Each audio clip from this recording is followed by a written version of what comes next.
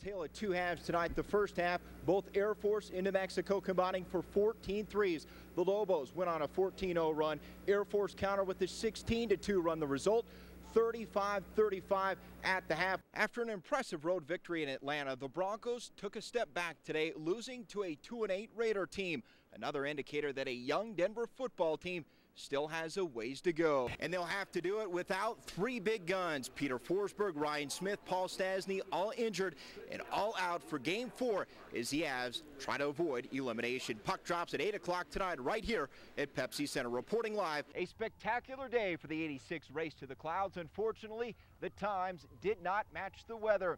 Hot, slick, dry conditions prevented Nobuhiro Tajima from breaking the 10-minute barrier. Down 11 at the half, it did not look good for the Buffs, but thanks to a little halftime talk from Coach Hawk, CU came out and rolled Nebraska in the second half, outscoring the Huskers 41-16. Few have made a bigger splash than Ian Reed. We never ever thought this would happen, and it's so great that it has. Ian was born with Down syndrome, but it hasn't stopped him from competing on the varsity swim team at Pine Creek High School. Well, it really started, he was swimming at down at the Country Club of Colorado, and the coaches there said he needed to be on the team. And so they were really the ones that pushed it. It really wasn't on our radar screen. It didn't take long to realize that this was a good fit. The team responded really well to him on the very first practice. And based on that decision, him willing to participate and the boys willing and accepting of him being a part of the team, it was just a go from there. His accomplishments, impressive. I have only taken off 2 seconds in my 100 free from beginning of last year to now, and he's taken off like 45 seconds. There are no shortcuts. A typical day starts at 4:30 in the morning, swimming before and after school. If I could just have 10% of the energy that he has, I'd get a lot more done in a day.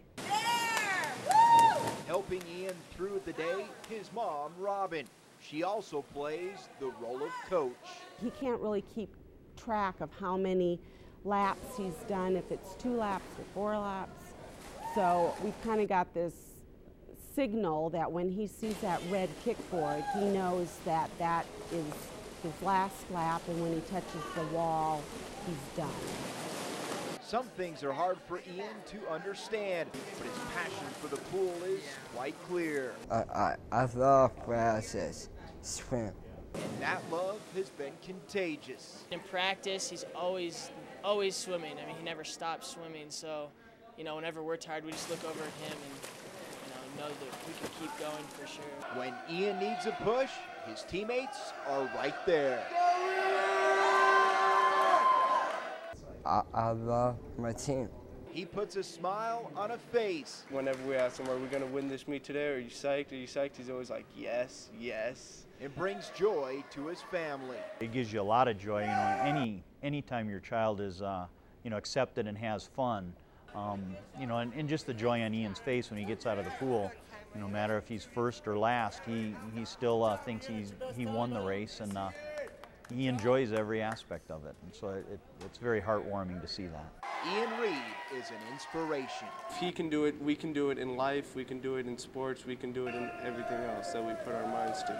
In Colorado Springs, After an impressive road victory in Atlanta, the Broncos took a step back today, losing to a 2-8 Raider team. Another indicator that a young Denver football team still has a ways to go. That's how it is. You got to bring your A game every week. On the road, at home, regardless of records, you got to come in and ready to play. The Raiders were ready to play, especially on third down. Not counting a kneel down, Oakland was a perfect 7 for 7 on third down in the second half, a half in which Ashley Lilly haunted his former team. Ashley, how does it feel to come in here and play a big role in beating your former team? Ever since I left, it's always what I wanted to do, was to come back to Invesco and show that I still got it, kind of. You know what I'm saying? Kind of like come back and, kind of put it to the people who didn't think I was good enough. Refocus is the word after this loss, but not forgotten. The Broncos are still in first place in the AFC West. I don't want to be in the playoffs, off of those guys. I want to be in the playoffs with what we do. We want to control our own destiny, and that's how we want to get in the playoffs.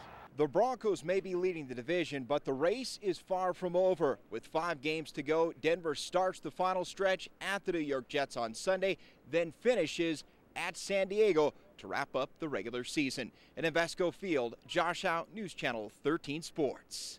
Some 20 miles southeast of Pueblo, the Harry Vold Rodeo Company readies for a rodeo unlike any other. Preparing for the Cheyenne Frontier Days is a challenge. It will take at least 400 horses. Cheyenne! One rodeo that just had 3 performances in it for the whole rodeo. That's as much as we do at one day at Cheyenne. Monday, preparations at the ranch began. A roundup in a 10,000-acre pasture, then driving the horses roughly 16 miles to sort. For this type of business, you have to stay really hands-on. You can't do what we do from a desk inside.